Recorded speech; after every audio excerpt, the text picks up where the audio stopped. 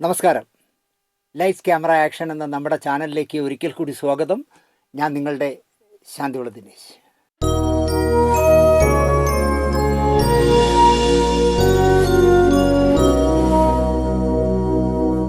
എനിക്ക് ഒരുപാട് സന്തോഷം തോന്നുന്ന ഒരു കാര്യം, ഒരുപാട് ആയിരക്കണക്കിന് യൂട്യൂബ് ചാനലുകളുണ്ടല്ലോ. സിനിമാധിഷ്ഠിതമായി തന്നെ ഒരുപാട് ചാനലുകളുണ്ട്. പക്ഷേ നമ്മുടെ ചാനൽ വേറിട്ട് നിൽക്കുന്ന എന്താണെന്ന് ചോദിച്ചാൽ, ആനുകാലിക സംഭവങ്ങളായാലും ശരി, പഴയകാല സംഭവങ്ങളായാലും ശരി, അതിൻ്റേതായ ഉത്തരവാദിത്വത്തോടുകൂടി നമ്മൾ പറയുന്നു എന്ന് നമ്മളെ തന്നെ ബോധ്യപ്പെടുത്തുന്ന നിരവധി അനുഭവങ്ങളുണ്ട്. എന്നെ അത് വളരെ ഒരുപാട് സന്തോഷിപ്പിക്കുന്ന കാര്യമാണ്. ഇപ്പോൾ ഞായറാഴ്ച രാവിലെ ഏറിപ്പോയ സബ്ജക്റ്റ് എന്താണെന്ന് നിങ്ങൾക്ക് ഓർമ്മയുണ്ടോ എന്ന് എനിക്കറിയില്ല. ഒരു ശ്രീലങ്കൻ സുന്ദരി ഫ്രം അബുദാബി എന്ന് പറഞ്ഞ സിനിമയുടെ കഥ എഴുതി, തിരക്കഥ എഴുതി, സംഭാഷണം എഴുതി, ഗാനങ്ങൾ എഴുതി, സംവിധാനം ചെയ്ത്, നിർമ്മിച്ച്, അഭിനയിച്ച കൃഷ്ണ പ്രിയദർശൻ എന്ന് പറയുന്ന അവരൊരു ചാനലിൽ കൊടുത്ത ഒരു അഭിമുഖത്തിൽ പറഞ്ഞ 3.5 കോടി രൂപ നഷ്ടപ്പെട്ടതിനെക്കുറിച്ച് അവർ പറഞ്ഞതിനെക്കുറിച്ചായിരുന്നു നമ്മൾ ചെയ്തത്. നമ്മളതിൽ ആരെയും പക്ഷം പിടിച്ചില്ല. അതിൽ ഈ കൃഷ്ണ പ്രിയദർശൻ എന്ന് പറഞ്ഞ തുടക്കക്കാരിക്കുണ്ടായ കുഴപ്പങ്ങൾ, അവർ പറഞ്ഞ അതിൻ്റെ പ്രൊഡക്ഷൻ എക്സിക്യൂട്ടീവ് എസ് മുരുകൻ ചെയ്തു എന്ന് അവർ പറയുന്ന ആ പടത്തിന് ദോഷം വരുന്ന രീതിയിൽ ചെയ്ത കാര്യങ്ങൾ, അനൂപ് മേനോൻ്റെ നിസ്സഹകരണം ഒക്കെ അവർ പറഞ്ഞിരുന്നു. അതിൽ ന്യായമായ കാര്യങ്ങൾ എന്താണോ അത് നമ്മൾ പറഞ്ഞു. ഞായറാഴ്ച രാവിലെ 6 മണിക്ക് ആ പ്രോഗ്രാം പോയി 1 മണിക്കൂർ കഴിയുന്നതിന് മുമ്പ് എന്നെ അനൂപ് മേനോൻ വിളിച്ചു. പക്ഷേ ഞാൻ ഉറങ്ങിക്കിടക്കുകയായിരുന്നു. തിരിച്ച് വിളിച്ചപ്പോൾ ഫോൺ ഓഫാണ്. ഞാൻ ഒരു മെസ്സേജ് അയച്ചു, അനൂപെ ഞാൻ വിളിച്ചിരുന്നു, നിങ്ങളുടെ ഫോൺ ഓഫാണെന്ന്. അത് കഴിഞ്ഞപ്പോൾ എന്നെ ഈ എസ് മുരുകൻ വിളിച്ചു ഭയങ്കര സങ്കടത്തോടെ സംസാരിച്ചു. ദിനേശ് ചേട്ടാ, എന്നെ എത്ര വർഷമായിട്ട് അറിയാവുന്ന ആളാണ് ദിനേശ് ചേട്ടാ. ഞാൻ അങ്ങനത്തെ ഒരു മോശം കാര്യങ്ങൾ ചെയ്യുന്ന ഒരാളാണോ? ഞാനൊരു 100-180 സിനിമയോളം വർക്ക് ചെയ്ത ആളാണ്. ഇന്ന് വരെ എൻ്റെ പേരിൽ ഒരു മോശം പേര് വന്നിട്ടില്ല. ചേട്ടൻ്റെ പ്രോഗ്രാമിൽ ഞാനാണ് വില്ലൻ എന്നുള്ള രീതിയിൽ അവർ പറഞ്ഞിട്ടാണെങ്കിൽ പോലും ചേട്ടനത് പറഞ്ഞപ്പോൾ എനിക്ക് വിഷമം തോന്നി എന്നൊക്കെ പറഞ്ഞ് കുറേ നേരം സംസാരിച്ചു. ഞാൻ ചോദിച്ചു, മുരുകൻ ഇപ്പോൾ എവിടെയുണ്ട്? എറണാകുളത്താണോ അതോ തിരുവനന്തപുരത്താണോ? ഞാൻ ഇപ്പോൾ തിരുവനന്തപുരത്തുണ്ട് ചേട്ടാ. ഒരു കാര്യം ചെയ്യും മുരുകൻ, ഫിലിം ഫെസ്റ്റിവൽ നടക്കുന്നതിൻ്റെ ഫെസ്റ്റിവൽ ഡയറക്ടറേറ്റ് വർക്ക് ചെയ്യുന്ന ടാഗോർ തിയേറ്ററിൽ ഞാനുണ്ട്. ഒരു 1-1.5 മണിക്കൂർ ഞാൻ അവിടെ ഉണ്ടാവും, ഒന്ന് വാ. അങ്ങനെ മുരുകൻ എന്നെ കാണാൻ വന്നു. മുരുകൻ്റേതായ വേഷം പറയുന്ന കേട്ടപ്പോൾ എനിക്ക് ഭയങ്കര സങ്കടം തോന്നി അയാളെക്കുറിച്ച്. അയാൾ പറയുന്നത്, ചേട്ടാ ഈ പറയുന്ന ഒന്നും എനിക്ക് സൂട്ടബിളായ ഒരു കാര്യമല്ല. ഒരു ദിവസം പോലും ഞാൻ ഈ പടത്തിൻ്റെ ഷൂട്ടിംഗ് സെറ്റിൽ പോയിട്ടില്ല. കാരണം വേറെ 3 പടങ്ങളുടെ വർക്ക് എനിക്കുള്ളതുകൊണ്ട് ഞാൻ ചുമതലപ്പെടുത്തിയ ആൾക്കാരാണ് വർക്ക് ചെയ്തത്. പക്ഷെ അവർക്ക് അവിടെ ഒരു റോളും ഇല്ലായിരുന്നു ചേട്ടാ. ഇതിലിപ്പോൾ മുരളി ഗുരുവായൂർ, ശാന്തകുമാരി, തൃശ്ശൂർ എൽസി പോലുള്ള ചില നടന്മാരെ മാത്രമാണ് ഞാൻ വെച്ചു കൊടുത്തത്. അതെല്ലാം 15,000-20,000 ശമ്പളത്തിനാണ് വെച്ചു കൊടുത്തത്. അല്ലാതെ ഞാൻ അവരുടെ കോടികൾ നഷ്ടപ്പെടുത്തിയിട്ടില്ല. എനിക്ക് 3 ലക്ഷം രൂപ ശമ്പളം പറഞ്ഞു. അവരത് പറയുന്നത് ശരിയാണ്. പക്ഷേ എനിക്ക് 1.5 ലക്ഷം രൂപ തന്നിട്ടുള്ളൂ. എനിക്ക് ബാക്കി 1.5 ലക്ഷം തരണമെന്ന് ഞാൻ വാശി പിടിച്ചിട്ട് പോലുമില്ല. ഞാനതങ്ങ് വിട്ടു. അതുപോലെ തന്നെ ഈ സിനിമയിൽ നിന്ന് ഒഴിവാകാൻ വേണ്ടിയാണ് അനൂപ് മേനോൻ 75 ലക്ഷം രൂപ പ്രതിഫലം ചോദിച്ചത്. ഞാനൊരു 75 ലക്ഷം രൂപ ചോദിച്ചാൽ ആ പേര് പറഞ്ഞെങ്കിൽ എന്നെ ഒഴിവാക്കുമല്ലോ എന്നാണ് അനൂപ് കരുതിയത്. പക്ഷേ അവർ വിട്ടില്ല. അവർ മുരുകനെ നിരന്തരമായി സമ്മർദ്ദം ചെലുത്തി. മുരുകൻ അനൂപിൻ്റെ ഈ അടുത്ത കാലത്ത് 2-3 സിനിമകൾ വർക്ക് ചെയ്തിട്ടുള്ള പരിചയം വെച്ച്, താങ്കളെപ്പോലെ ഒരാളിൻ്റെ ഡേറ്റ് കിട്ടിയാൽ ഈ പ്രോജക്റ്റ് നടക്കും, അതുകൊണ്ടൊന്ന് സഹകരിക്കണമെന്ന് മുരുകൻ അനൂപിനോട് സംസാരിക്കും. അങ്ങനെ അവസാനം അനൂപ് 35 ലക്ഷം രൂപ പ്രതിഫലവും 6 ലക്ഷം രൂപ TDS അടക്കം, GST അടക്കം 41 ലക്ഷം രൂപയ്ക്ക് അഭിനയിക്കുകയാണ് ചെയ്തത്. 2, അയാൾ മുൻകൂട്ടി പൈസ വേണമെന്ന് പറയാൻ കാര്യം തന്നെ ഈ പ്രോജക്റ്റ് നടക്കുമോ, ഇത് പാതി വഴി നിൽക്കുമോ ഒന്നും അറിയില്ലല്ലോ. ഇവർക്ക് സിനിമയായിട്ട് യാതൊരു ബന്ധവുമില്ലല്ലോ ചേട്ടാ. അപ്പോൾ അങ്ങനെ അതുകൊണ്ട് എനിക്ക് പൈസ തന്നാലേ ഞാൻ സെറ്റിലേക്ക് വരുമെന്ന് പറഞ്ഞാൽ എന്ത് ചെയ്യാൻ പറ്റും? അല്ലെങ്കിൽ അയാളെ ഒഴിവാക്കണം. അപ്പോൾ അനൂപ് മേനോൻ ഇല്ലെങ്കിൽ ഈ പ്രോജക്റ്റ് നടക്കില്ല എന്ന് കണ്ടതുകൊണ്ടാണ് അയാളുടെ പൈസ മുൻകൂട്ടി കൊടുത്തത്. പിന്നെ ചേട്ടൻ കണ്ടില്ലേ പോസ്റ്ററൊക്കെ? ആരെങ്കിലും ഇങ്ങനെയൊക്കെയുള്ള ഒരു പോസ്റ്ററുകൾ ചെയ്യുമോ? അമച്ചറിഷായിട്ട് അവർക്ക് പരിചയമുള്ള ആരെയൊക്കെ കൊണ്ട്, അതായത് ആരെയും അംഗീകരിക്കാത്ത ഒരു സ്ത്രീയാണ് ഇത് ഡയറക്റ്റ് ചെയ്തത്. എന്നിട്ട് അവരതിൻ്റെ എല്ലാ ഭാരങ്ങളും കൊണ്ടുവന്ന് എൻ്റെ തലയിൽ വെച്ച് തരികയാണ്. കാരണം അവരുടെ ഇഷ്ടത്തിന് ചെയ്തിട്ട് പടം കഴിയുമ്പോൾ അത് മുരുകൻ്റെ തലയിൽ ഇരിക്കട്ടെ എന്ന് വിചാരിക്കുന്നതിൽ എത്ര ശരിയുണ്ടെന്ന് ചേട്ടൻ ആലോചിക്കണം. ഞാൻ ആദ്യമായി അവരെ കാണാൻ ചെന്നപ്പോൾ അവർക്ക് പ്രൊഡ്യൂസേഴ്സ് അസോസിയേഷനിലെയും ചേംബറിൻ്റെയും അപേക്ഷാ ഫോമുമായിട്ടാണ് ഞാൻ അവരെ കണ്ടത്.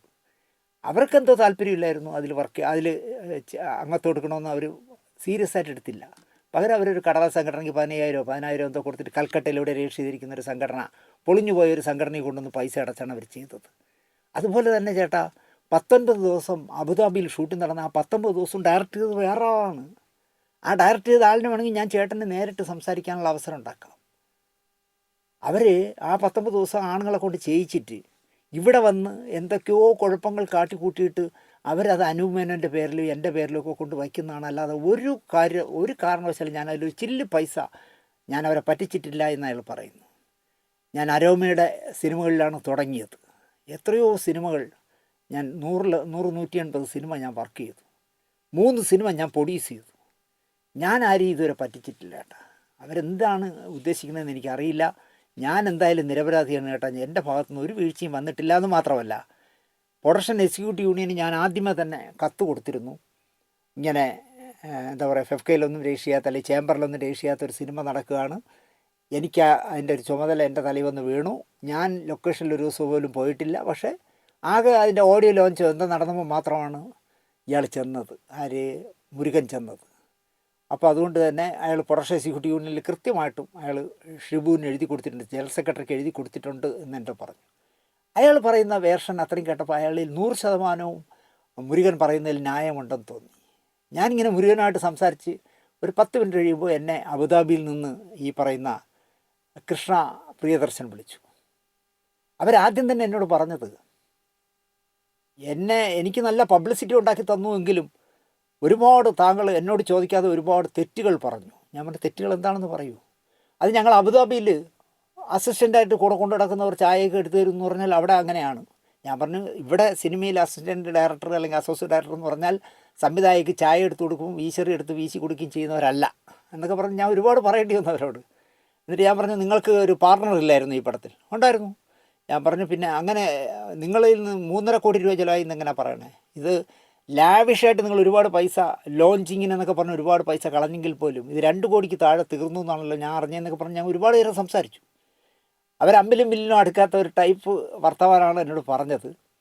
അപ്പോൾ അവരുടെ ഭാഗത്തുനിന്ന് ഒരുപാട് വീഴ്ച വന്നിട്ടുണ്ടെന്ന് അവരുടെ ചില മൗനമായ മറുപടി പറയാതെ നിർത്തിയെടുത്തെന്ന് എനിക്ക് തോന്നുന്നു. എന്തായാലും നമ്മുടെ ചാനലിൽ വന്ന ഈ പ്രോഗ്രാം കണ്ട ശേഷം അതിൻ്റെ കൺട്രോളറായിരുന്ന മുരുകനും അതിലെ നായകനായിരുന്ന അനൂപ് മേനോനും അതിൻ്റെ നിർമ്മാതാവ് സകലകലാ വല്ലഭയായിരുന്ന കൃഷ്ണ പ്രിയദർശിയും വിളിച്ചതിൽ നിന്ന് എനിക്ക് മനസ്സിലായത്, ഞായറാഴ്ച പോയ നമ്മുടെ പ്രോഗ്രാം കൊള്ളേണ്ടിടത്തെല്ലാം കൊണ്ടു എന്ന് തോന്നി. പക്ഷേ അപ്പോഴും ഞാൻ പറയുന്നു, എസ് മുരുകൻ എന്ന് പറഞ്ഞ ഒരാളൊരു ദ്രോഹിയല്ല. അയാളുടെ നിസ്സഹായ അവസ്ഥ ആ സിനിമയിൽ എങ്ങനെ പെട്ടുവെന്നും എങ്ങനെ അതിൽ നിന്ന് ഊരിയെടുത്തു എന്നൊക്കെ അയാൾ പറയുന്നത് കേൾക്കുമ്പോൾ തീർച്ചയായിട്ടും അയാളുടെ ഭാഗത്തുനിന്ന് നമ്മൾ പറഞ്ഞ തരത്തിലുള്ള അല്ലെങ്കിൽ ഈ സംവിധായക പറഞ്ഞ തരത്തിലുള്ള വീഴ്ചകൾ സംഭവിച്ചിട്ടില്ല എന്ന് തന്നെ ഞാൻ വിശ്വസിക്കുന്നു. എന്തായാലും സംഘടനാ തലത്തിൽ മുരുകൻ്റെ പേരിൽ നടപടിയൊന്നും വരാൻ സാധ്യതയില്ല. കാരണം അയാൾ ആദ്യം തന്നെ സംഘടനയ്ക്ക് എഴുതി കൊടുത്തിരുന്നു എന്ന് പറയുന്നു. അവർ ഫെഫ്കയിലൊന്നും അംഗത്വം എടുക്കാത്തത്, അല്ലെങ്കിൽ ഫെഫ്കയിലും അംഗത്വം എടുത്തില്ല, ഡയറക്ടേഴ്സ് യൂണിയനിൽ അംഗത്വം എടുത്തിട്ടില്ല, ചേംബറിലും പ്രൊഡ്യൂസേഴ്സ് അസോസിയേഷനിലൊന്നും അവർ രജിസ്ട്രേഷൻ എടുക്കാത്തതിലൊന്നും എനിക്ക് പങ്കില്ല, ഞാൻ ആദ്യമേ ഫോം കൊണ്ട് കൊടുത്തതാണെന്നൊക്കെ ഉള്ള കൃത്യമായിട്ടും പടം തിയേറ്ററിലെത്തുന്നതിന് മുമ്പ് തന്നെ അയാൾ കൊടുത്തു എന്ന് പറയുമ്പോൾ ദാറ്റ്സ് ഓൾ, അവിടെ തീർന്നു. അയാളെ പഴിചാരാൻ പറ്റും തോന്നില്ല. ഇതാണ് ആമുഖമായി എനിക്ക് പറയാനുള്ളത്. രസകരമായ ഒരു വിഷയമാണ് ഞാനിന്ന് സംസാരിക്കുന്നത്. രസകരം എന്ന് പറയുമ്പോൾ നമ്മളൊക്കെ കുട്ടിക്കാലത്ത് സിനിമ കാണുന്ന സമയങ്ങളിൽ ഒരുപാട് സിനിമകളിൽ കണ്ടിട്ടുള്ള ഒരു മുഖം, പക്ഷേ അത് ആരെന്ന് പോലും നമുക്ക് പ്രേക്ഷകർക്ക് അറിഞ്ഞുകൂടാത്ത ഒരാൾ.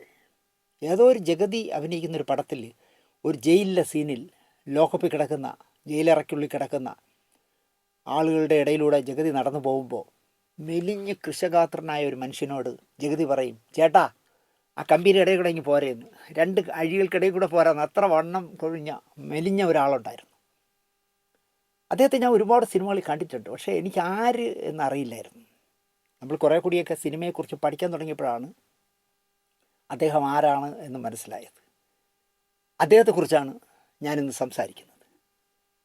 നമ്മളെ മലയാളത്തിലെ ആദ്യത്തെ സിനിമ എന്ന് പറയുന്നത് വിഗതകുമാരനാണ്. വിഗതകുമാരനിൽ തുടങ്ങിയ മലയാള സിനിമ തമിഴിൽ നിന്നും കടം കൊണ്ട വിഷയങ്ങളും ഹിന്ദിയിൽ നിന്നും കടം കൊണ്ട ട്യൂണുകളും ഒക്കെ വെച്ച് മലയാള സിനിമ ഉണ്ടാക്കിക്കൊണ്ടിരുന്ന ഒരു കാലഘട്ടം ഉണ്ടായിരുന്നു. കുറേ കാലം അങ്ങനെ ആയിരുന്നു. മിക്കവാറും ആ സിനിമകളുടെ നിർമ്മാതാക്കളും സംവിധായകരും ഒക്കെ സാങ്കേതിക പ്രവർത്തകർ, ക്യാമറാമാൻ അടക്കമുള്ള സാങ്കേതിക പ്രവർത്തകർ അടക്കം തമിഴിലോ തെലുങ്കിലോ കന്നഡയിലൊക്കെ ഉള്ള ആൾക്കാരുമായിരുന്നു. കാരണം മലയാളം പറയുന്നതെന്ന് മാത്രമേ ഉള്ളൂ, കമ്മിയാണ് മലയാളത്തിൻ്റെ അതിലെ പങ്കാളിത്തം. നല്ലതങ്കയും ജീവിത നൗകയും വിശപ്പിൻ്റെ വെളിയും പോലുള്ള പണമാരി പടങ്ങൾ ഇതിനിടയിലാണ് തിയേറ്ററിലേക്ക് എത്തിയത്. അത് മലയാളിത്തമുള്ള സിനിമകളായിരുന്നു. മലയാളത്തിലെ 42ാമത്തെ സിനിമയായി തിയേറ്ററിലെത്തി പ്രശംസ ഏറ്റുവാങ്ങിയ സിനിമ ഏത് എന്ന് ചോദിച്ചാൽ അത് രാമു കാര്യാട്ടും പി ഭാസ്കരൻ മാഷും കൂടെ സംവിധാനം ചെയ്ത നീലക്കുയിൽ. കാരണം അവർ രണ്ടുപേരും കൂടി ആദ്യമായിട്ട് സംവിധാനം ചെയ്ത സിനിമയ്ക്ക് തന്നെ എന്താ പറയുക, മലയാള സിനിമയുടെ ഒരു മൈൽ സ്റ്റോൺ ആവാൻ കഴിഞ്ഞു. അതുകൊണ്ട് തന്നെ നീലക്കുയിലിന് മുമ്പും നീലക്കുയിലിന് ശേഷവും എന്ന് വേണമെങ്കിൽ പറയാം, മലയാള സിനിമയ്ക്ക് ആദ്യമായി ഒരു ദേശീയ പുരസ്കാരം നേടിത്തന്ന സിനിമയായിരുന്നു നീലക്കുയിൽ. 1954 ഒക്ടോബർ 22 നീലക്കുയിൽ തിയേറ്ററിലെത്തിയത്. 69 വർഷമായി. ഞാനോ നിങ്ങളിൽ കാണുന്ന ഭൂരിപക്ഷം പേരോ ജനിച്ചിട്ടില്ല. അക്കാലത്താണ് ആ സിനിമ തിയേറ്ററിലെത്തിയത്. മലയാളത്തിൽ ആദ്യമായി ദേശീയ അവാർഡ്, വെള്ളി മെഡൽ നേടിത്തന്ന സിനിമയായിരുന്നു നീലക്കുയിൽ. കൊച്ചിയിലെ ബിസിനസ്സുകാരനായിരുന്ന, സിനിമയോട് അടങ്ങാത്ത ഭ്രമമുണ്ടായിരുന്ന TK പരീക്കുട്ടി സാഹിബ് ഒരു സിനിമ നിർമ്മിക്കാൻ തീരുമാനിക്കുന്നു. ഒരു സിനിമ എടുക്കണം. അദ്ദേഹം കഥകൾ ഒരുപാട് ആലോചിച്ച് അവസാനം അദ്ദേഹം ഒരു തീരുമാനമെത്തി. പി കേശവദേവിൻ്റെ ഓടയിൽ നിന്ന് സിനിമയാക്കിയാലോ എന്ന് ചിന്തിച്ചു. അങ്ങനെ കേശവദേവുമായിട്ട് സംസാരിച്ചു. കേശവദേവ് കൊച്ചിയിൽ വന്നു. തിരക്കഥ എഴുത്ത് തുടങ്ങിയെങ്കിലും എഴുത്ത് മുന്നോട്ട് പോകുന്നില്ല, ആലോചനകൾ മാത്രമേ നടക്കുന്നുള്ളൂ. ഈ സമയത്താണ് പരീക്കുട്ടി സാഹിബിൻ്റെ വിവാഹം. തൃശ്ശൂർ നാട്ടികയിൽ നിന്നാണ് അദ്ദേഹം കല്യാണം കഴിച്ചത്. പുതുമണവാളനായി മണിയറയിലിരിക്കുമ്പോൾ പുതുമണവാട്ടിയുടെ സഹോദരൻ അയൽക്കാരനായ ഒരു ചെറുപ്പക്കാരനെ പരിചയപ്പെടുത്തി. ഇത് രാമു. അപ്പോൾ അദ്ദേഹം നോക്കിയാൽ കൊള്ളാം, ഒരു നല്ല ഫിഗറുള്ള ഒരു ചെറുപ്പക്കാരൻ. രാമു സൗണ്ട് എന്ന് പറഞ്ഞൊരു സിനിമ മാസിക നടത്തുന്ന ആളാണ്. സൗണ്ട് എന്നാണ് അതിൻ്റെ പേര്. പരിചയപ്പെട്ടു. ഒരു സിനിമ ചെയ്യാനായിട്ടുള്ള അവസരം തേടി നടക്കുകയായിരുന്നു അക്കാലത്ത് രാമു. ഈ സൗണ്ടും കൊണ്ട് നടക്കാനൊന്നും പുള്ളിക്ക് താല്പര്യമില്ല. ഒരു സിനിമ സംവിധാനം ചെയ്യണം, അതിനുവേണ്ടി ഒരു കാശ് മുടക്കാൻ ഒരാളെ അന്വേഷിച്ച് നടക്കുന്ന സമയമായിരുന്നു.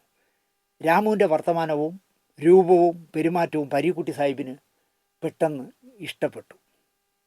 രാമുവിനെ പരീക്കുട്ടി സാഹിബ് കൊച്ചിയിലേക്ക് വരാൻ ക്ഷണിച്ചു. AV നാഗരാജിൻ്റെ നാൽവർ എന്ന തമിഴ് പടം, നാൽവർ, കേരളത്തിൽ വിതരണം ചെയ്യാൻ അഡ്വാൻസ് കൊടുത്ത് കാത്തിരിക്കുന്ന സമയമായിരുന്നു പരീക്കുട്ടി സാഹിബ്. അദ്ദേഹം തമിഴ് സിനിമകളെടുത്ത് വിതരണം ചെയ്യുമായിരുന്നു. ആ ചിത്രം തിയേറ്ററുകളിൽ നന്നായി കളക്ഷനായാൽ നമുക്കൊരു മലയാള സിനിമ ഉടൻ തുടങ്ങാമെന്ന് പരീക്കുട്ടി സാഹിബ് രാമുവിന് ഉറപ്പ് കൊടുത്തു. അപ്പോഴേക്കും ഒരു നല്ല കഥ കണ്ടെത്താൻ രാമുവിനെ പരീക്കുട്ടി സാഹിബ് ശട്ടം കിട്ടി. രാമു ഇക്കാര്യം തൃശ്ശൂരിൽ സ്റ്റുഡിയോ നടത്തുന്ന ശോഭന പരമേശ്വരൻ നായർ എന്ന് പറയുന്ന ശോഭന സ്റ്റുഡിയോയുടെ ഉടമസ്ഥൻ ചിറയൻകീഴുകാരനായ പരമേശ്വരൻ നായരോട് പറയുന്നു. അപ്പോൾ ശോഭന പരമേശ്വരൻ നായർ നന്നായിട്ട് വായിക്കുന്ന ആളാണ്. അദ്ദേഹം പറഞ്ഞു, ഞാൻ ഉറൂബിൻ്റെ ഉമ്മാച്ചു വായിച്ച കാലം മുതൽ എന്താ പറയുക, ഉറൂബിനെ കൊണ്ട് ഒരു സിനിമയ്ക്ക് തിരക്കഥ എഴുതണം എന്ന് ആലോചിക്കുന്ന സമയമാണ്. അതുകൊണ്ട് തന്നെ നമുക്ക് ഉറൂബിനെ കണ്ടാലോ എന്ന് ചോദിക്കുകയും അവർ രണ്ടുപേരും കൂടി കോഴിക്കോട്ട് പോയി ഉറൂബിനെ കണ്ടു. ഉറൂബിനെ കണ്ട് ശോഭന പരമേശ്വരൻ നായരും ഉറൂബും രാമു എന്ന് പറയുന്ന രാമു കാര്യാട്ടും സംസാരിച്ചു. അപ്പോൾ നാൽവർ റിലീസായി കോയമ്പത്തൂരിൽ. പരീക്കുട്ടി സാഹിബും രാമുവും കൂടി കോയമ്പത്തൂർ പോയി സിനിമ കണ്ടു. നല്ല പടമായിരുന്നു, ഭയങ്കര ആൾക്കൂട്ടം ഉണ്ടായിരുന്നു നാൽവർ കാണാൻ. ഈ പടം കളക്ഷൻ ആവും എന്ന് ഉറപ്പായി. മടങ്ങും വഴി പരീക്കുട്ടി സാഹിബ് പറഞ്ഞു, നമുക്ക് ഉടനെ തന്നെ സിനിമ തുടങ്ങാം. പിറ്റേ ദിവസം വീണ്ടും രാമു കാര്യാട്ടും പരമേശ്വരൻ നായരും കൂടി കോഴിക്കോട്ട് ആകാശവാണി ചെന്ന് ഉറൂബിനെ കണ്ടു. സിനിമയ്ക്കൊരു കഥ തേടിയാണ് ഇരുവരുടെയും വരവ് എന്നറിഞ്ഞപ്പോൾ ഉറൂബ് അന്തം വിട്ടു. കാരണം അദ്ദേഹത്തിനും ഒരു സിനിമയിലൊരു എൻട്രി കിട്ടിയാൽ കൊള്ളാമെന്ന് പറഞ്ഞ് സ്വപ്നം കണ്ട് നടക്കുന്ന കാലമായിരുന്നു. ഒരിക്കലും താനൊരു സിനിമാ കഥാകൃത്തോ തിരക്കഥാകൃത്തോ ആകുമെന്ന് ഉറൂബ് ചിന്തിച്ചിരുന്നില്ല. എൻ്റെ മനസ്സിൽ സിനിമകൾക്ക് പറ്റിയ 3 കഥകളുണ്ട് എന്ന് ഉറൂബ് പറഞ്ഞു. ഞാൻ ആ 3 കഥയും പറയാം. അതിൽ നിങ്ങൾക്ക് ഇഷ്ടപ്പെടുന്ന കഥ സെലക്ട് ചെയ്തോ. അങ്ങനെ ഉറൂബ് ഒറ്റ ഇരിപ്പിലിരുന്ന് 3 കഥയും പറഞ്ഞു. 3 കഥകളും കേട്ട ശേഷം അതിൽ നീലക്കുയിൽ സിനിമയാക്കാമെന്ന് രാമു കാര്യാട്ട് തീരുമാനിച്ചു. അത് ഉറപ്പിച്ചു കഴിഞ്ഞപ്പോൾ മറ്റേ 2 കഥകൾ കേട്ടപ്പോൾ ഇതും സിനിമയാക്കാൻ കൊള്ളാമെന്ന് തോന്നി. അങ്ങനെ പിന്നീട് സിനിമയായതാണ് ഒരു സിനിമ രാരിച്ചൻ എന്ന പൗരനും മറ്റൊരു സിനിമ നായര് പിടിച്ച പുലുവാലും. ഈ 3 കഥയാണ് ഉറൂബ് രാമു കാര്യാട്ടനോടും ശോഭന പരമേശ്വരൻ നായരോടും പറഞ്ഞത്. അതിൽ നിന്നാണ് അവർ നീലക്കുയിൽ സെലക്ട് ചെയ്തത്. തിരക്കഥ എഴുതാൻ രാമു ഉറൂബിനെ തന്നെ ഏൽപ്പിച്ചു. അപ്പോൾ PRS പിള്ള സംവിധാനം ചെയ്ത തിരമാല എന്ന് പറഞ്ഞൊരു സിനിമയുണ്ട്. അതിൽ രാമു കാര്യാട്ട് സംവിധാന സഹായിയായിരുന്നു. അപ്പോൾ തിരമാല ചെയ്യുന്ന സമയത്ത് ഭാസ്കരൻ മാഷുമായി നല്ല സൗഹൃദം ഉണ്ടാക്കിയിരുന്നു രാമു കാര്യാട്ട്. ആ നല്ല സൗഹൃദം നല്ല അടുപ്പമായി മാറി. അതിനാൽ തന്നെ 2 പേരിൽ ആർക്ക് ഒരു സിനിമ ചെയ്യാനുള്ള അവസരം കിട്ടിയാലും മറ്റേ ആളിനെ കൂടി സഹകരിപ്പിക്കുക. അങ്ങനെ 2 പേർക്കും കൂടി ചേർന്ന് നമുക്കൊരു സിനിമ, ആദ്യത്തെ സിനിമ ചെയ്യാമെന്ന് 2 പേരും വാക്കു കൊടുത്തിരുന്നു. ഭാസ്കരൻ മാഷിനെ രാമു കാര്യാട്ട് വിളിച്ചു വരുത്തി. ഉറൂബിനൊപ്പം തിരക്കഥ എഴുത്തിന് സഹായിക്കാനായി ഭാസ്കരൻ മാഷിനെ കൂടി ഇരുത്തി. പക്ഷേ ദിവസങ്ങൾ കഴിയുമ്പോഴേക്കും ഭാസ്കരൻ മാഷിന് വസൂരി എന്ന് പറഞ്ഞ അസുഖം വരികയും അങ്ങനെ അദ്ദേഹം കിടപ്പിലായി പോവുകയും പകരം രാമു കാര്യാട്ട് തന്നെ ഉറൂബിൻ്റെ കൂടെ തിരക്കഥയ്ക്ക് സഹായിക്കാനായിട്ട് കൂടെ ഇരുന്നു. തണുത്ത കാറ്റിൽ നിന്നും രക്ഷപ്പെടാൻ ശ്രീധരൻ മാസ്റ്റർ ജനാല അടയ്ക്കാൻ തുടങ്ങി. അപ്പോൾ കടന്നു വന്ന മിന്നൽ വെളിച്ചത്തിൽ അയാൾ അവളെ കണ്ടു. നീലി പുലക്കള്ളി എന്ന് പറയുന്ന സുന്ദരിയായ ഹരിജൻ സ്ത്രീയെ കണ്ടു. നനഞ്ഞൊട്ടിയ ആ യൗവനം അയാളുടെ സിരകളിൽ ലഹരിയായി. അയാൾ ജാതി മറന്നു, മതം മറന്നു. അവർ വെറും സ്ത്രീയും പുരുഷനുമായി. ഉച്ചനീചത്വങ്ങളുടെ മറ പിച്ചു ചീന്തി ആ ശരീരങ്ങൾ ഒന്നായി. അതൊരു തുടക്കമായിരുന്നു. കാട്ടിലും മേട്ടിലും വയലിലും തൊടിയിലും അവർ കണ്ടുമുട്ടി. ഒരുപാട് സ്വപ്നങ്ങൾ നെയ്തു, മോഹങ്ങൾ പങ്കുവച്ചു, പാട്ടുപാടി ഉല്ലസിച്ചു. പക്ഷേ അവളുടെ കിനാവുകൾ പൊട്ടിത്തകരാൻ അധികകാലം വേണ്ടി വന്നില്ല. ഒരു ദിവസം അവൾ മനസ്സിലാക്കി താൻ ഗർഭിണിയാണെന്ന്. അക്കാര്യം ഞെട്ടലോടെയാണ് ശ്രീധരൻ നായർ കേട്ടത്. സമുദായത്തിൻ്റെ കരാളഹസ്തങ്ങളെ നേരിടാനുള്ള ചങ്കൂറ്റം മാസ്റ്റർക്കില്ലായിരുന്നു. അതുകൊണ്ട് തന്നെ അയാൾ ആ ബന്ധത്തിൽ നിന്നും പിന്മാറി. ചതിച്ചു എന്ന് പറയുന്നതായിരിക്കും ശരി. നീലിയുടെ അപ്പൻ എങ്ങനെയൊക്കെ ചോദിച്ചിട്ടും ആ രഹസ്യം അവൾ പറഞ്ഞില്ല. കാരണം ഈ വയറ്റിൽ വളർന്നു വരുന്ന കുഞ്ഞിൻ്റെ അച്ഛൻ ആര് എന്ന് ചോദിച്ചിട്ട് നീലി പറഞ്ഞതേയില്ല. ഒടുവിൽ അവളുടെ അച്ഛൻ ചാത്തപ്പൻ പുലയരുടെ സാമൂഹ്യ മര്യാദ അനുസരിച്ച് അവളെ പെരുവഴിയിലേക്ക് ഇറക്കി വിട്ടു. നീലി വഴിയാധാരമായി. നീലക്കുയിലെ വിസ്ഫോടനങ്ങളായ രംഗങ്ങളാണ് പിന്നെ ഓരോന്നും. നീലക്കുയിൽ ഒരു വട്ടമെങ്കിലും കാണാത്ത മലയാളി കഴിഞ്ഞ തലമുറ വരെയെങ്കിലും ഉണ്ടാവാൻ വഴിയില്ല. അതിനാൽ തന്നെ നീലക്കുയിലിലെ പ്രധാനികളെയൊക്കെ പ്രേക്ഷകർ മറക്കാനും ഇടയില്ല. സത്യമാഷായിരുന്നു ശ്രീധരൻ നായർ എന്ന് പറഞ്ഞ അധ്യാപകനായി അഭിനയിച്ചത്. പോസ്റ്റ്മാൻ ശങ്കരൻ നായർ ആകേണ്ടിയിരുന്നത് PG ആൻ്റണി ആയിരുന്നു. ചിത്രീകരണ സമയമായപ്പോൾ തനിക്ക് എത്താനാവില്ല എന്ന് PG ആൻ്റണി കമ്പിയടിച്ചിട്ട് അങ്ങ് മുങ്ങി. പകരം സംവിധായകരിൽ ഒരാളായ P ഭാസ്കരൻ തന്നെ ആ വേഷം ചെയ്തു. മിസ് കുമാരിയായിരുന്നു നീലി. നീലിയുടെയും ശ്രീധരൻ നായരുടെയും മകൻ മോഹനായത് പിന്നെ ഈ വർത്തമാന കാലഘട്ടത്തിൽ ക്യാമറാമാനായി മാറിയ ബിപിൻ മോഹനായിരുന്നു. ശരിക്കും പറഞ്ഞാൽ ബിപിൻ എന്ന് മാത്രമേ അദ്ദേഹത്തിന് പേരുണ്ടായിരുന്നുള്ളൂ. പക്ഷേ നീലക്കുയിൽ എന്ന് പറഞ്ഞ സിനിമയിലെ നീലിയുടെ മകൻ്റെ പേര് മോഹൻ എന്നായിരുന്നു. അതുകൊണ്ട് ബിപിൻ പരിഷ്കരിച്ച് ബിപിൻ മോഹനായതാണ്. നീലിയുടെ അച്ഛൻ ചാത്തൻ പുലയനായത് JAR ആനന്ദ് എന്ന് പറഞ്ഞ നടനായിരുന്നു. ഞാനിന്ന് അദ്ദേഹത്തെക്കുറിച്ചാണ് സംസാരിക്കുന്നത്. എത്ര പേർക്ക് JAR ആനന്ദിനെ അറിയാമെന്ന് എനിക്കറിയില്ല. മലയാള സിനിമയിലെ ആദ്യത്തെ പുലയൻ കഥാപാത്രത്തിന് ജീവൻ നൽകിയത് ആരെ എന്ന് ആരെങ്കിലും ചോദിച്ചാൽ അത് JAR ആനന്ദ് എന്ന നടനാണെന്ന് എത്ര പേർക്ക് അറിയാമെന്ന് ചോദിച്ചാൽ സംശയമാണ്. ഉത്തരം പറയാൻ ബുദ്ധിമുട്ടായിരിക്കുമെന്ന് തന്നെയാണ് എൻ്റെ വിശ്വാസം. നീലക്കുയിൽ വന്നു പോയിട്ട് വർഷം 69 കഴിഞ്ഞു. ഇതിനിടയിൽ 1000 സിനിമാ ലേഖനങ്ങളും ചർച്ചകളും ഈ ചിത്രത്തെപ്പറ്റി വന്നു. നീലക്കുയിൽ എന്നും വർത്തമാനകാല ചർച്ചകളിൽ പോലും വരുന്നതാണല്ലോ നീലക്കുയിൽ. ഇപ്പോൾ കേരളീയ പരിപാടിയിൽ പോലും നീലക്കുയിൽ കാണിച്ചു. ഒരിടത്തും നായികയായ നീലിയുടെ അച്ഛൻ ചാത്തമ്പുലയനെ പറ്റി ചർച്ച ചെയ്തിട്ടേയില്ല. നമ്മൾ ഈ പറയുന്ന പോലെ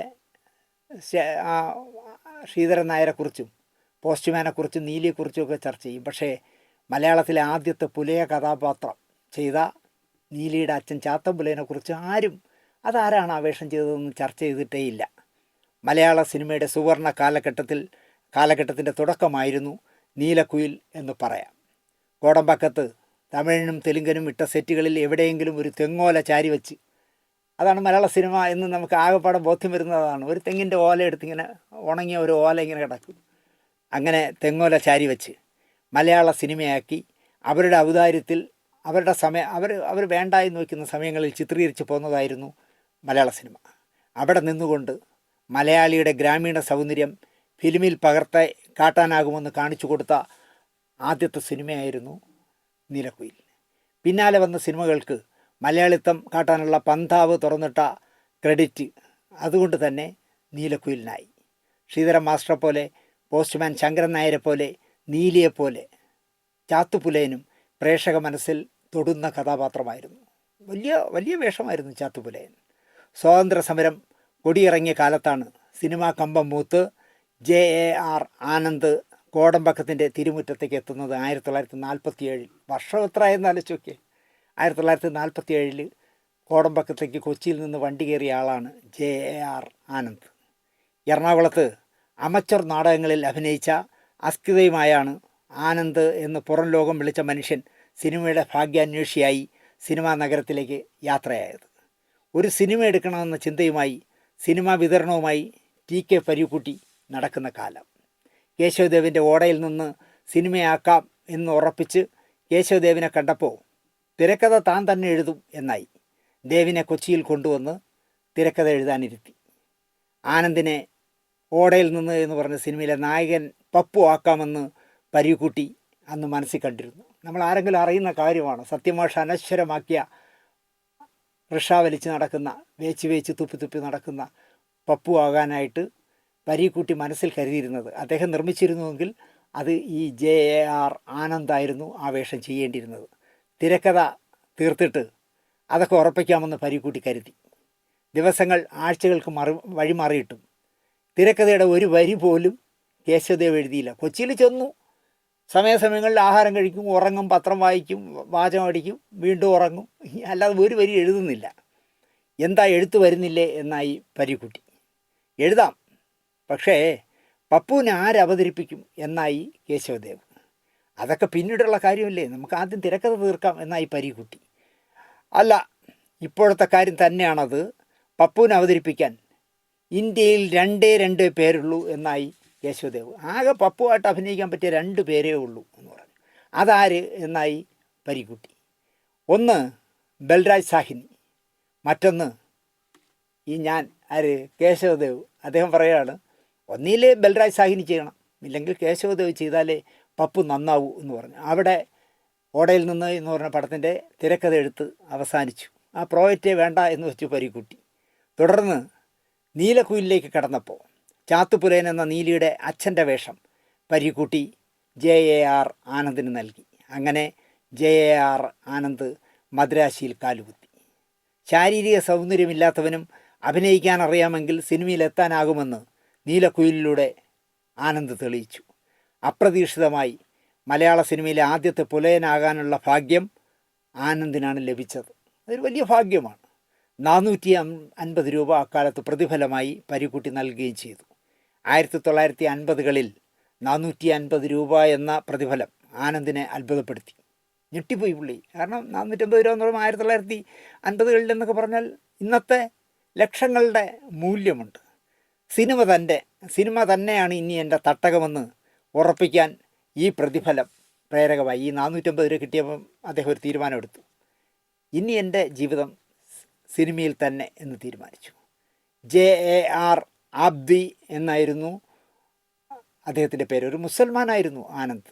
JAR ആനന്ദ് എന്ന ഹിന്ദുവായി അദ്ദേഹം മാറിയതാണ്. ആബ്ദി എന്നായിരുന്നു അദ്ദേഹത്തിൻ്റെ പേര്.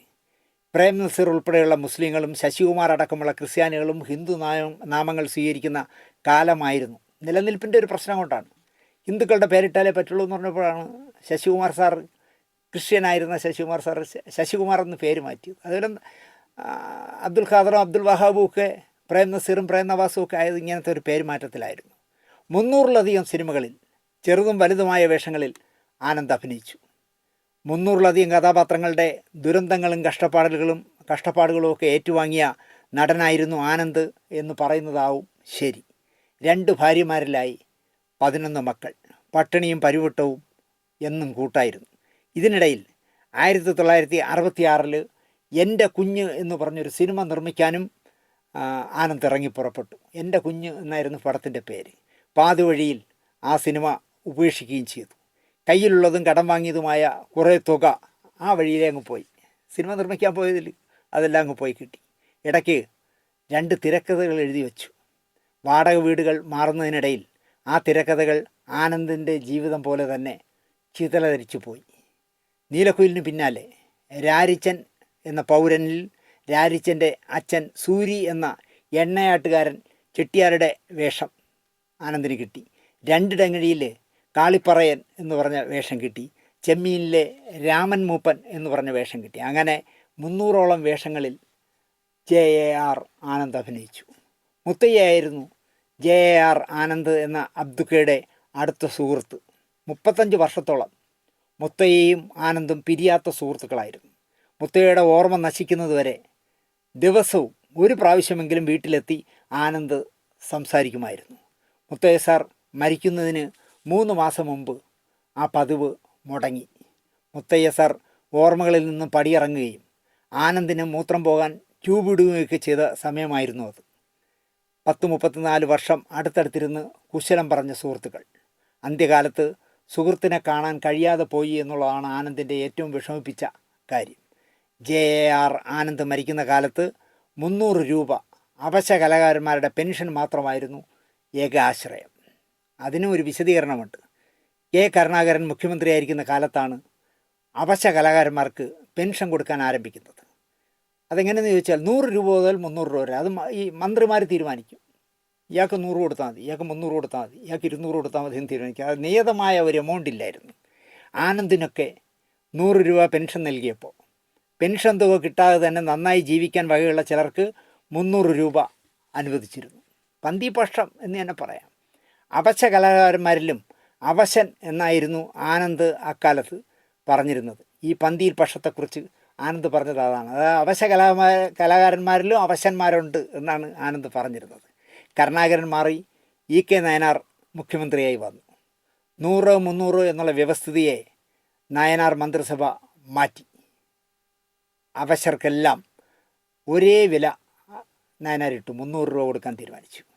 മാവേലി നാണു വാണിയിട്ടും കാലം മനുഷ്യരെല്ലാവരും ഒന്നുപോലെ എന്ന വരികൾ പോലെ സമത്വം കൊണ്ടുവന്ന ആളാണ് നയനാർ എന്നാണ് ആനന്ദ് മരിക്കുന്നതുവരെയും നന്ദിയോടെ പറഞ്ഞിരുന്നത്. അതിന് അദ്ദേഹം പാരഡിയായിട്ട് ഈ മാവേലി നാട് വാണിയിടും കാലം മനുഷ്യരെല്ലാവരും ഒന്നുപോലെ എന്നുള്ളതിന് പകരം JAR ആനന്ദ് പാടുമായിരുന്നത് നായനാർ നാട് വാണിയിടും കാലം ഈ അവശ കലാകാരന്മാർക്കെല്ലാം പെൻഷൻ ഒരുപോലെ എന്ന് പാടുമായിരുന്നു. നായനാരെ സ്തുതിച്ച് പാടുമായിരുന്നു.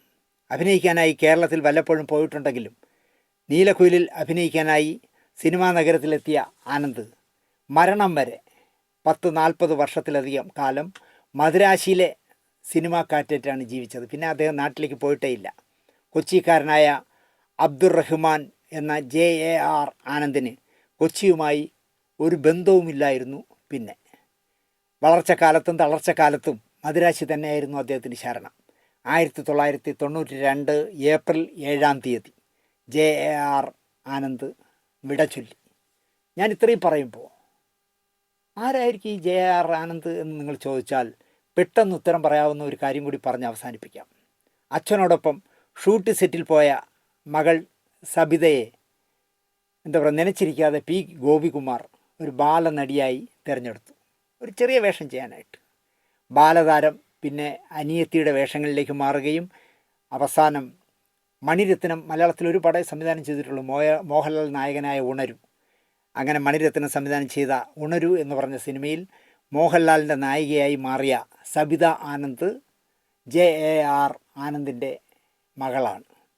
കാണാമറയത്ത്, അതിരാത്രമടക്കം IV ശശിയുടെ ഒരുപാട് സിനിമകളിൽ സബിത ഉണ്ടായിരുന്നു. ഇപ്പോൾ അവർ സിനിമയൊക്കെ അവരെയൊക്കെ മറന്നും തോന്നും. ഇപ്പോൾ സബിത തമിഴിലെ തിരക്കുള്ള സീരിയൽ നടിയാണ്. ഇടയ്ക്ക് ഏതോ മലയാളത്തിൽ 1-2 സീരിയലുകളിൽ സബിത അഭിനയിച്ചു. നല്ല അമ്മ വേഷങ്ങൾ ഇനിയും ചെയ്യിക്കാവുന്ന നല്ല ഐശ്വര്യമുള്ള മുഖമുള്ള നടിയാണ് സബിത. അപ്പോൾ സബിത ആനന്ദിൻ്റെ അച്ഛനാണ് JAR ആനന്ദ്. ഇതിൽ കൂടുതലൊന്നും അദ്ദേഹത്തെക്കുറിച്ച് പറയാനില്ല. നീലക്കുയിലിൽ തുടങ്ങി 100-300 സിനിമകളിൽ അഭിനയിച്ച് മദ്രാശിയിൽ തന്നെ ജീവിതം തുടങ്ങി ജീവിതം അവസാനിപ്പിച്ച ഹതഭാഗ്യനായ JAR ആനന്ദിനെ ഈ പ്രോഗ്രാമിലൂടെയെങ്കിലും നിങ്ങൾക്ക് ഓർക്കാൻ കഴിയുമെന്ന് ഞാൻ വിശ്വസിക്കുന്നു. ആ തറയിൽ കിടത്തിയിരിക്കുന്ന പായയിൽ മരിച്ചു കിടക്കുന്ന ആനന്ദിൻ്റെ ഫോട്ടോയൊക്കെ ഞാനിപ്പോൾ ഇതിലിട്ടിരിക്കുന്നത് നിങ്ങൾ കണ്ടിരിക്കും. അപ്പോഴെങ്കിലും നിങ്ങൾ ഏതെങ്കിലുമൊക്കെ സിനിമകളിൽ അദ്ദേഹത്തെ കണ്ടിട്ടുണ്ടല്ലോ എന്ന് ഓർത്താൽ നല്ലത് എന്ന് മാത്രം പറഞ്ഞുകൊണ്ട് അനശ്വരനായ വലിയ എന്താ പറയുക കലാകാരനായിരുന്ന JAR ആനന്ദിൻ്റെ ആത്മാവിന് നിത്യശാന്തി നേർന്നുകൊണ്ട് ഈ എപ്പിസോഡ് ഇവിടെ അവസാനിപ്പിക്കുന്നു. നന്ദി, നമസ്കാരം.